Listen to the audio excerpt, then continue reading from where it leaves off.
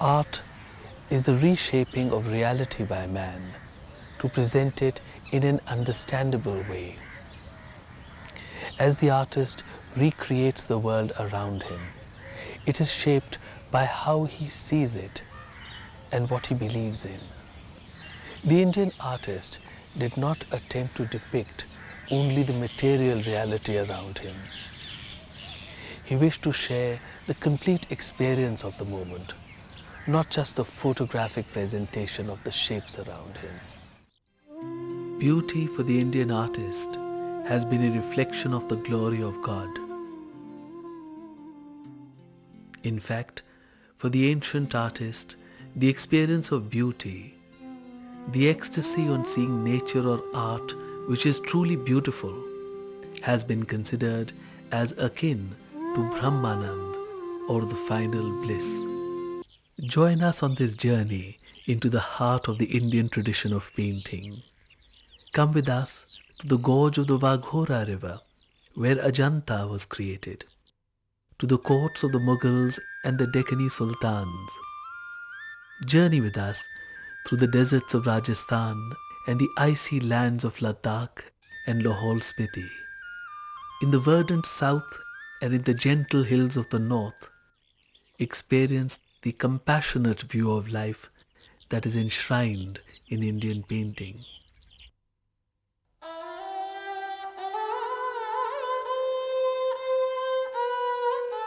In the philosophy of India, the material world around us is considered to be an illusion. It is the life of the spirit, the life within, which is seen to be far more real than the fleeting life in this world. The paintings of ancient India bring us some of the most beautiful depictions of this life within, the life of the soul of man, which is an indivisible part of the whole of existence. The second millennium brings to us the continuation of this great tradition of painting. We see the gentle bodhisattvas, the seekers of truth, now brought to us in intimate miniature paintings in Buddhist manuscripts. These paintings take us to a peaceful sanctuary, far from the clamor of the material world. Simultaneous with the Buddhist tradition of palm leaf paintings, another great tradition which flourished in the second millennium was that of the Jains. These paintings present us the earliest manifestations of a new style of painting which evolved from the ancient idiom and spread to every corner of India. These paintings are lively and vibrant. With animated gestures and rhythmic movement, the figures possess a vital life. From the naturalistic figures of the ancient idiom, with their sinuous and lilting grace, we see the transition to greater abstraction in the Jain paintings.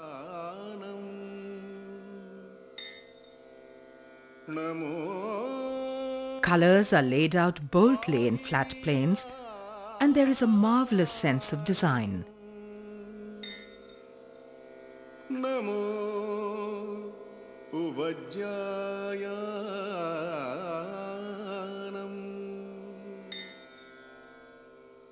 Instead of the earlier emphasis on volume and modeling, these paintings now present a lively style which is predominantly linear. This style establishes the medieval idiom in the paintings of India.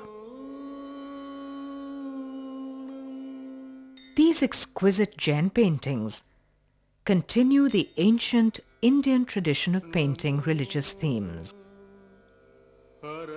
The subjects are deeply religious, and their vision looks far beyond the transitory concerns of the material world. The 12th century in India saw the spread of the Bhakti movement, which transformed the art and culture of the land. This cult of intense personal devotion to the Lord led to a profusion of literature and poetry. The themes were of the love and yearning of the human soul for the Almighty, and this was represented through many stories and images of love upon this earth.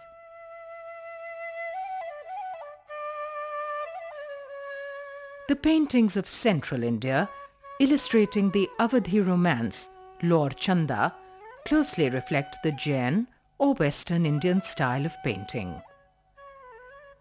The figures are vital and energetic, and the projecting further eye of the Jain style is continued here.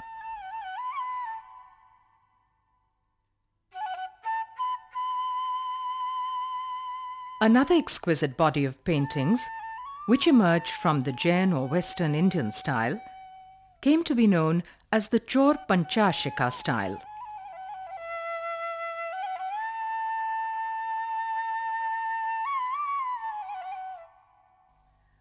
This style was to become the basis of the widespread schools of Rajasthani miniature paintings, which were to come in later centuries.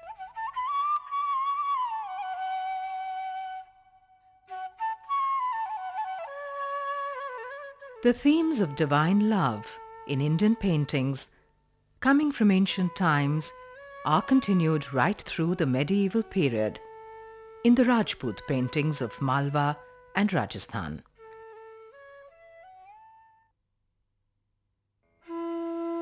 Malwa, which borders Rajasthan on the southeast, has had a rich heritage of paintings from early times. It is an area which saw the rich confluence of the indigenous traditions with the Persian influences which came through the Delhi Sultans.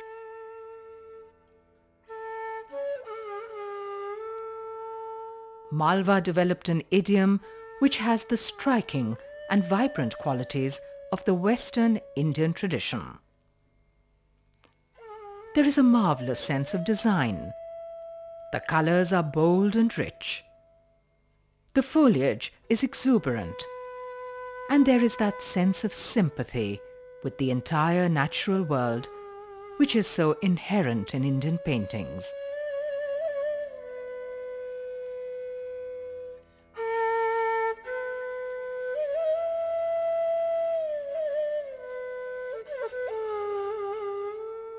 These miniatures continue the traditional themes of Lord Krishna, the Ramayana, and the rags of Indian music.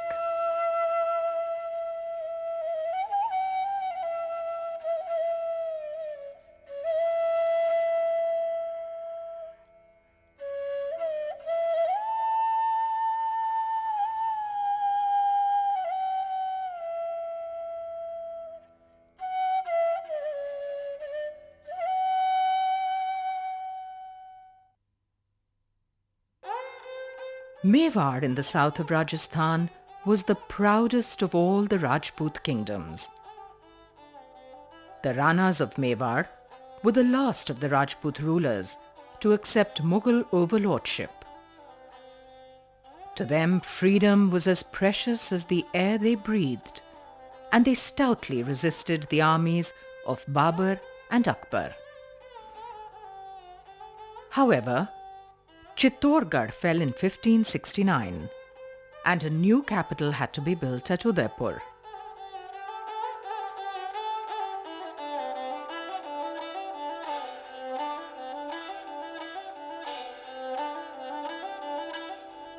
Mughal supremacy was finally accepted at the beginning of the 17th century, and there was close interaction with the Mughal court in the times of Jahangir and Shah Jahan. The timeless paintings of Mewar bring to us a world of simplicity and belief. The themes are religious. They bring to us a reality which transcends the ephemeral and takes us to the deep essence of things.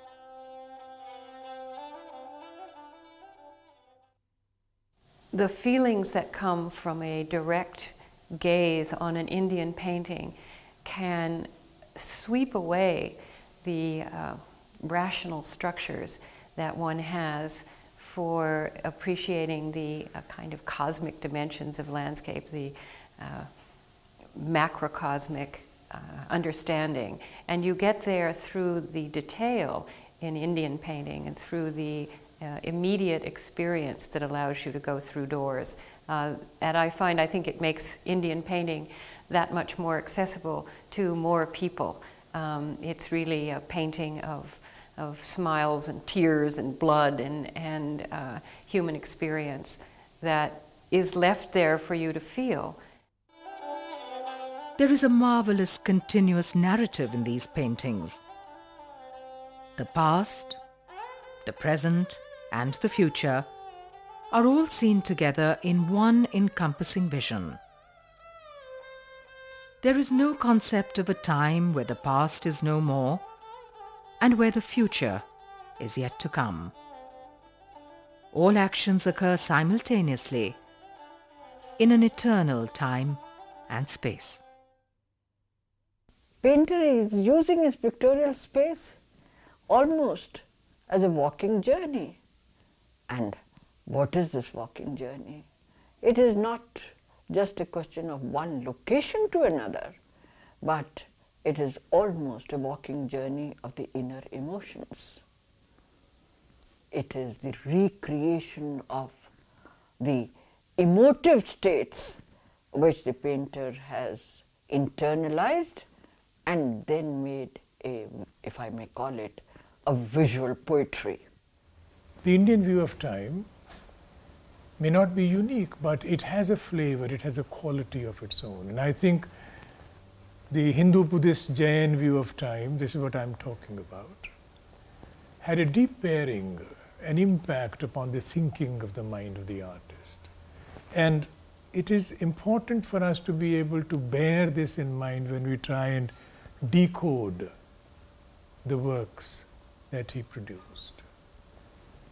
Likewise, what his understanding of space was. Now, where else do you get statements, as we do in India sometimes, that man would be free or things will happen when man is able to roll up space like a deer skin, put it under his arm and walk off with it.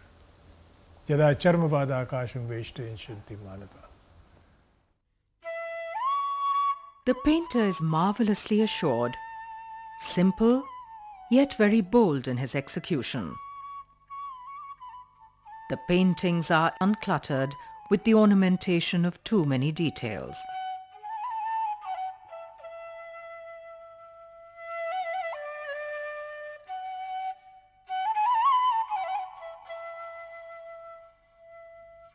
They deal with the essence of the subject and present it before us in its purity.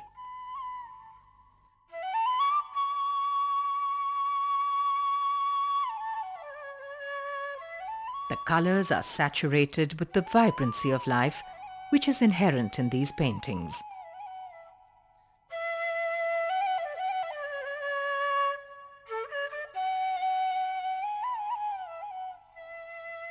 The appeal of these paintings is timeless and can compare with the best of the paintings of any age.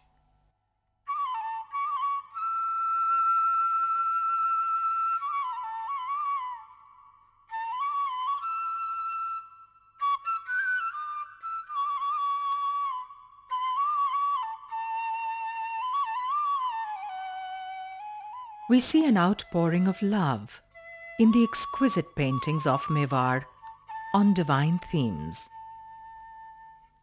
The Geet Govind, the Bhagavad Puran, the Rasik Priya, the Ras Manjari, the Sat Sai, and many others are vividly depicted in these beautiful paintings.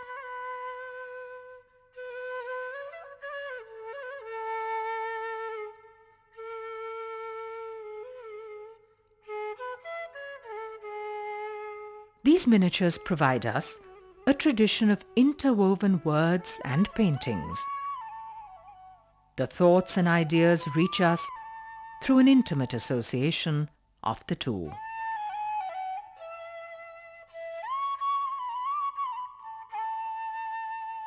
Mewar was steeped intensely in the Bhakti cult. Meera, the wife of Bhojraj of Mewar in the 16th century, wrote some of the most beautiful verses in praise of Lord Krishna.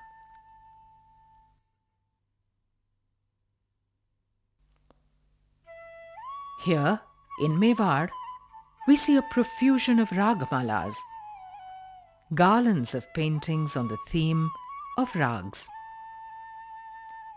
Rags are classical Indian musical patterns. Their purpose is to transport a person entirely to feel the deep sensations of a particular emotion, ambiance, time of day and season associated with the rag. These paintings are meant to transport the viewer to the same plane of transcendent ecstasy as the rags.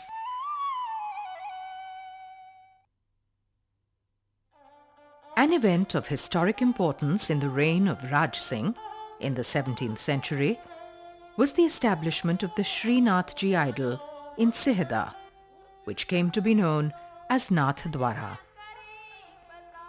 Paintings depicting the idol of Srinathji and the temple at Nath Dwara became extremely popular in times to come. Srinathji is considered as a living Krishna. So all the paintings, murals, pitchwise and other decorative things that are done there are mainly to please this living God. And that's why they are done more from within. And that's why it has a quality of a very joyfulness or playfulness, and that makes it different than other schools.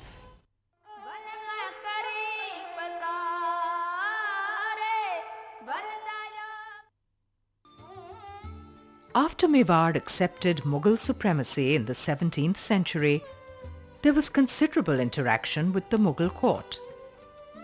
We gradually see the style of the imperial court beginning to influence the later paintings of Mewar. These paintings made during the reign of Sangram Singh II reflect the changes in the style which had come by the 18th century.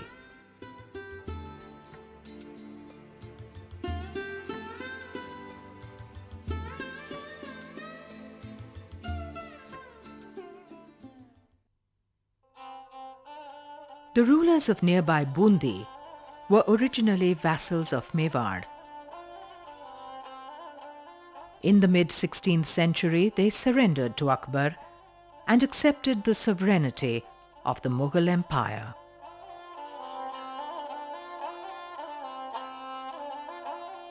The picturesque township of Bundi was a flourishing centre of painting in medieval Rajasthan. The murals which survive in many rooms of the fortified palace bring us a glimpse of the tradition of wall painting in that period.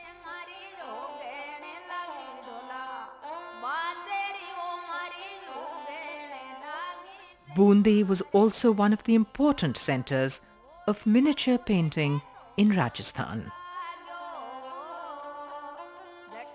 We can see here the close similarities between the mural and the miniature paintings of Rajasthan. In the themes, styles and compositions, there is only a difference of scale between the paintings on the walls and the intimate representations on paper.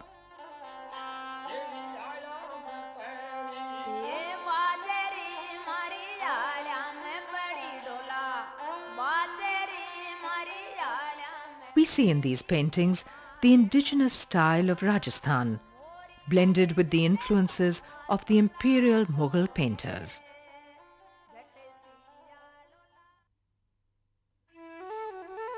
The best of the Bundi paintings retain the sense of closeness to nature. The foliage is exuberant, and appears to overflow into the world of the figures. We sense the empathy of the artist who sees the oneness of all the beings of creation.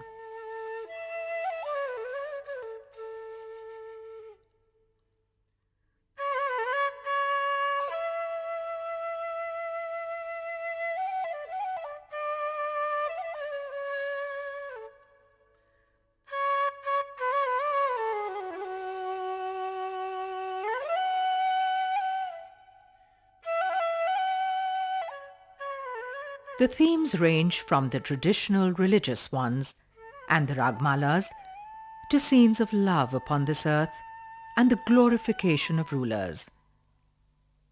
In these, we see the distinct influence of the Mughal ateliers.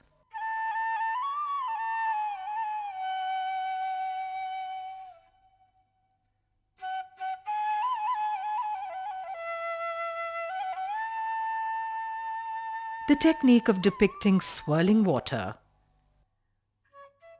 skies tinged with brilliant hues, and lush vegetation are characteristic features of Bundi paintings.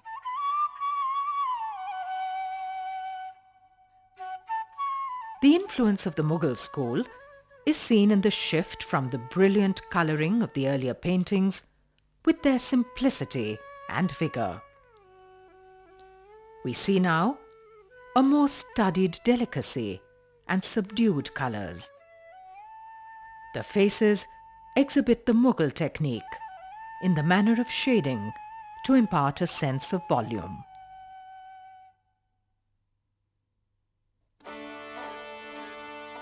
The kingdom of Kota was formed in 1631, when Shah Jahan gave a section of Bundi to Madhav Singh, the brother of the ruler of Bundi. The early paintings of Kota are indistinguishable from those of Bundi.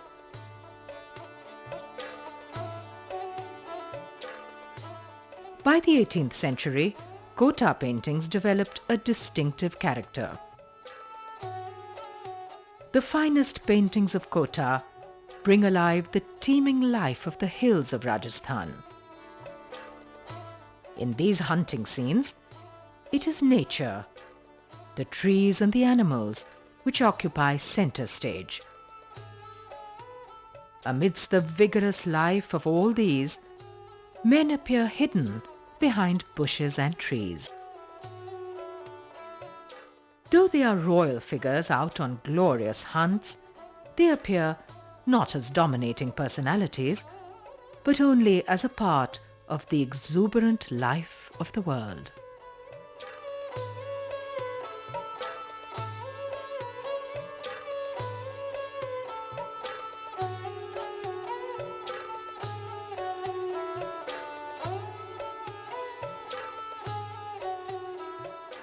These are amazing, almost surreal landscapes.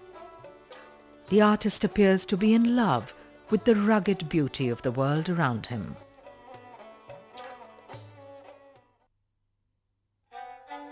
The animal studies of Kota are masterpieces.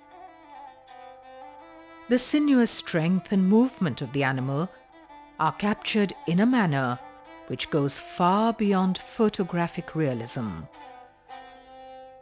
These drawings bring alive the pulsating vigor of the animal.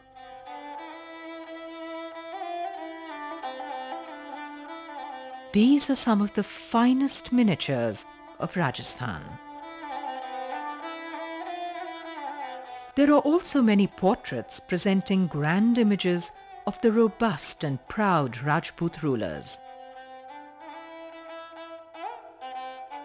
The early miniature paintings of Rajasthan bring to us an enchanted world. They continue the legacy of the medieval tradition, which begins in the Jain paintings of Western India. These paintings present a world permeated by the life of the spirit. A world which is shaped by a view of the divinity which underlies all of creation. These are a simple and vital expression of the deep beliefs of the land. The 16th century and the dawn of the great Mughal Empire brought dominant new influences to every aspect of the life of the Indian subcontinent. In the area of painting, new subjects and a great technical sophistication were created in the imperial ateliers.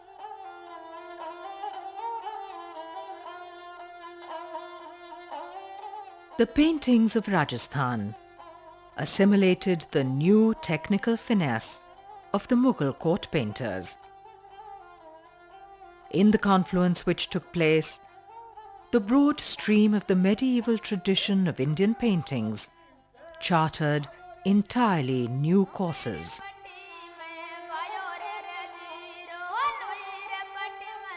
As we look at the miniature paintings of Rajasthan, we embark on a journey into myths and legends, forts and palaces, deserts and hills. Each Rajput kingdom, with its own spirit and intrinsic beauty, beckons us to lift its veil and seek the story it has to tell.